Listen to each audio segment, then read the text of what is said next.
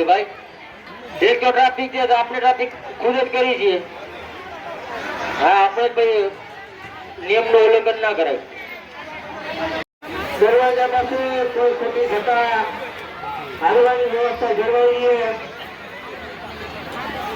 હાલો અમારા કાર્યકર્તા ભાઈઓ જે પ્રમાણે સૂચના આપે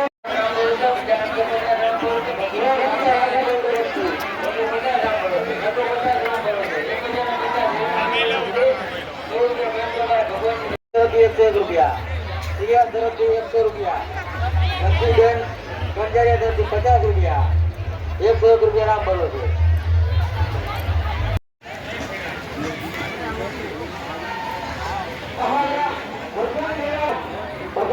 વ્યવસ્થા જળવાઈ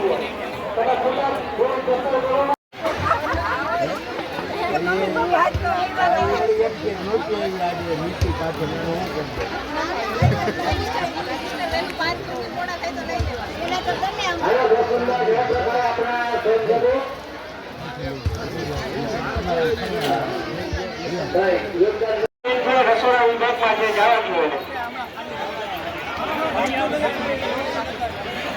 ₹1 રામ કરો છો। ભાઈ આપણે રસ્તાવાળો તો ગાડી અંદર ના લઈ આવો હાલી આખું હાલી નહીં હોય। ₹100 આવે તો રામ ભરો છે માતાજીને બનાવવા ₹100। જય માતાજી। આજે મારે જામનગરમાં લાલવાડી વિસ્તારમાં માતા અન્નપૂર્ણાજીના મંદિરમાં આવવાનું થયું અને આજે અહીંયા 21 દિવસ પૂર્ણ થયા એ બાબતમાં આ મંદિરમાં ભંડારોનું આયોજન કરવામાં આવેલ છે। ઘણી બધી બહેનો આવેલી છે। લગભગ 30 થી 35 હજાર માણસો આજે અહીંયા પ્રસાદી લેવાના છે અને આ ભવ્ય ભંડારામાં આવીને મને માતાજીની પ્રસાદી લેવાનો અવસર પ્રાપ્ત થયો। આજના કાર્યક્રમમાં જ્યારે હું જોઉં છું કે આટલી બધી બહેનો જે 21 દિવસથી વ્રત ઉપવાસ કરતા કે જ્યારે આપણે માં અન્નપૂર્ણાના વ્રત કરીએ, આપણી સનાતન હિન્દુ વૈદિક ધર્મ સંસ્કૃતિ છે અને માતાજીના આશીર્વાદ સાથે અને માતાજીની પ્રસાદી સાથે આજે આપણે અહીંયાથી આ પ્રણ લઈને જઈએ કે આપણે હિન્દુ બની જ રહેશો, નાતી જાતિના ભેદભાવથી ઉપર ઉઠીને બધા સંગઠિત ને એકત્રિત થઈને કામ કરીએ સમાજના ઉત્થાન માટે, ધર્મના ઉત્થાન માટે, ધર્મ બચાવવા માટે। જેમ કે અન્નપૂર્ણા માતાજીનું મંદિર બી આવ્યું છે તો એ બહુ સંવેદનશીલ વિસ્તાર છે અને ચારો દિશાથી ઘેરેલું છે, તો આ મંદિર પણ ટકી રહે વર્ષો સુધી, આવનારા 1000 વર્ષ સુધી આ મંદિર રહે એની ગેરંટી પણ આપણે તો લેવાની જ છે, પણ આપણી આવાવાળી સંતાનો પણ આ મંદિરની રક્ષા કરે એના માટે આપણે શું કરવાનું? તો પહેલું કામ એ કરવાનું કે આપણે ભેદભાવથી ઉપર ઉઠીને હિન્દુ સંગઠિત થઈને બધા માતાજીના આંગણે આવે અને માતાજીના સામૂહિક ભંડારામાં અને કાર્યક્રમોમાં ભેગા થાય।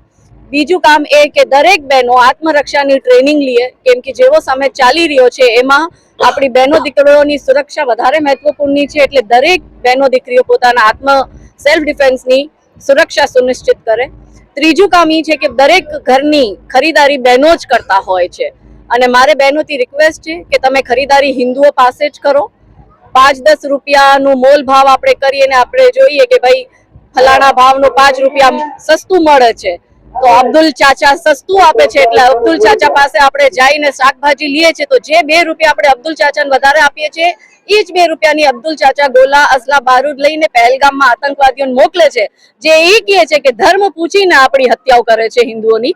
તો મારે બહેનો દીકરીઓથી એ જ વિનંતી છે કે જ્યારે એ ધર્મ પૂછીને આપણી હત્યા કરે છે તો આપણે પણ ધર્મ પૂછીને જ આપણા સામાનની ઘરની ખરીદારી જરૂરિયાત વસ્તુની કરવાની। બીજું એક મારો એ વિષય છે કે આજે જ્યારે આપણે સામૂહિક માતાજીના પ્રસાદી લીધું છે એટલે આ પ્રસાદી જ્યારે આપણા શરીરમાં ગ્રહણ કરે તો આપણું ચિત્ત શુદ્ધ થાય. એટલે મન અને ચિત્તને શુદ્ધ કરવું આવશ્યક છે, કેમ કે જેવા આપણે સમાજમાં જે કેસો સામે આવે છે કે હમણાં આપણે જોયું કે રાજકોટના એવા કેસીસ આવ્યા કે ઘરમાં કલેશ થાય છે, મર્ડરો થાય છે, પતિ પત્નીની હત્યા કરે છે, પત્ની પતિની હત્યા કરે છે. જે દીકરી ગૌ માતાને રોટલી ખવડાવે એ જ દીકરી ગૌમાં ખાવા વાળા એને ગૌ માતાને કાપવા વાળાઓના ઘરે જઈને બુરખો પહેરવા માટે તૈયાર થાય. એટલે આપણું ચિત્ત શુદ્ધ નથી. એટલે ચિત્તને શુદ્ધ કરવા માટે આપણે મેડિટેશન રોજે રોજ કરવાનું, ધ્યાન સાધના કરવાની અને સારા વિચારો શરીરમાં આવે ને સારું આચરણ થાય. એટલે સારી વસ્તુ જોવાની. મોબાઈલમાં જે ઇન્સ્ટાગ્રામની ગંદી ગંદી રીલો આવીને આપણા બહેનો દીકરીઓ રીલો જોવા માંડી છે અને એનું જ આચરણ એવું થવા માંડ્યું છે. માટે આપણે એ બી ધ્યાન રાખવાનું કે આપણે ઇન્સ્ટાગ્રામની ને સોશિયલ મીડિયાની રીલોથી વધારે પ્રભાવિત ન થઈએ. સારું જોઈએ, સારું ખાઈએ, સારું જીવન જીવીએ અને હિન્દુત્વ માટે, ધર્મ માટે કામ કરે. એ જ મારો આજનો સંદેશ છે. જય માતાજી.